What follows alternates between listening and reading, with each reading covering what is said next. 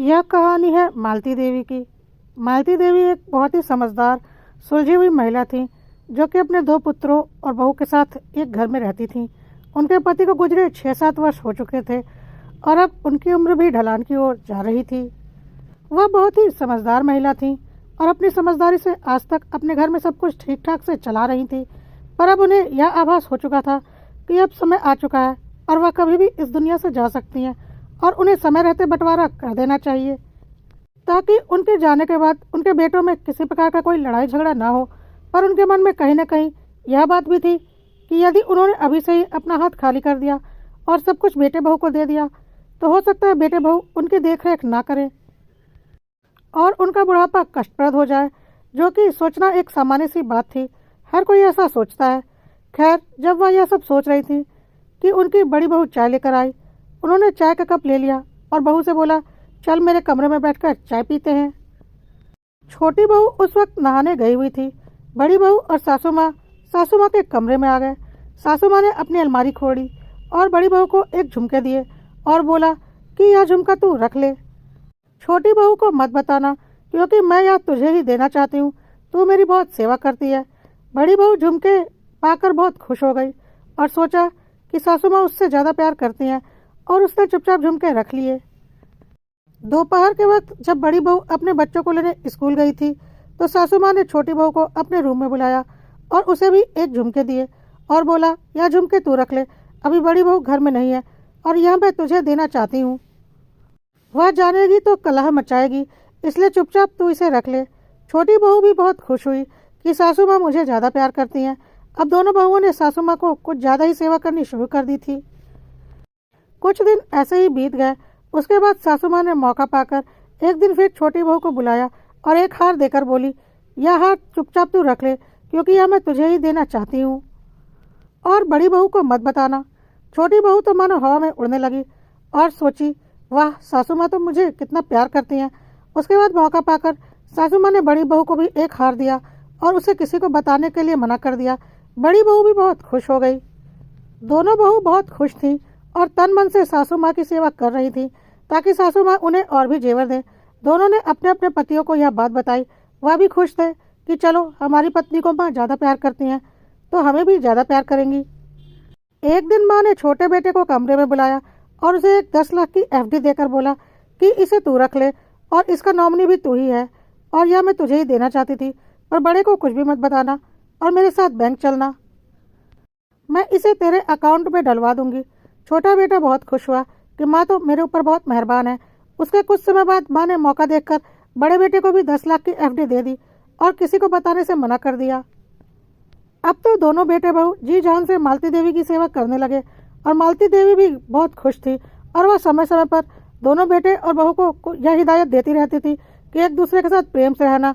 और क्योंकि दोनों बेटे बहुओं को ऐसा लग रहा था कि माँ की बात मानने में ही हमारी भलाई है और क्योंकि माँ हमें ज़्यादा प्यार करती है और वह आपस में बहुत खुशी से रह रहे थे, समय समय पर मालती देवी दोनों बहुओं को एक एक जेवर दे देती थी और दोनों बेटों को कुछ पैसे दे देती थी और एक दूसरे को बताने से मना करती थी।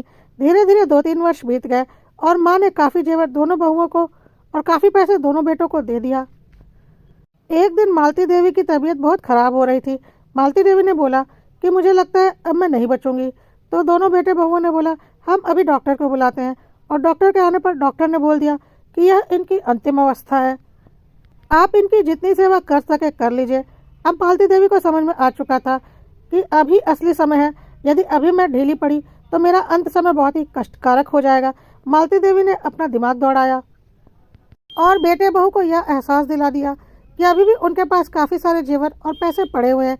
बेटे बहू ने जी जान से उनकी सेवा की, यह सोचकर कि जैसे आज तक उन्होंने छुपाकर उन्हें दिया है, आगे भी देती रहेंगी।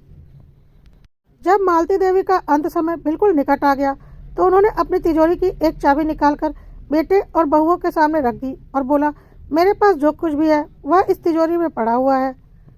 मेरे जाने के बाद तुम लोग इसे निकाल लेना और आपस में बांट लेना।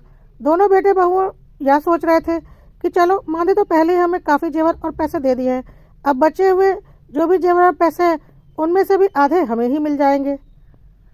तब तो माँ ने हमारे लिए बहुत अच्छा किया और उन्होंने बहुत जी जान से माँ की सेवा की। और कुछ समय बाद जब मालती देवी नहीं रही तो उनका बहुत अच्छे से अंतिम संस्कार किया। उसके कुछ समय बाद उन्होंने सोचा, चलो अब तिजोरी खोलकर देखते हैं कि उसमें क्या है। दोनों बेटे बहू इस बात से खुश थे कि हमें तो बहुत कुछ ज़्यादा पहले ही मिल चुका है माँ की बदौलत। माँ हमें कितना प्यार करती थी। जब बेटे बहुओं ने तिजोरी खोली तो तिजोरी पूरी तरह से खाली थी। बस उसमें 2 मकान के पेपर थे। एक वह मकान जिसमें वह लोग रहते थे और एक मकान जो कि बिल्कुल इसी के बराबर, इसी मकान के जैसा बगल में था, जिसे कि किराए पर दिया गया था और जिसका किराया मालती देवी लेती थी। साथ में एक पत्र भी था। पत्र खोलकर बेटों ने पढ़ना शुरू किया। पत्र में लिखा था कि मैंने अपने जीते जी अपने सारे जेवर और सारे पैसे दोनों बेटे बहुओं में बराबर बांट दिए।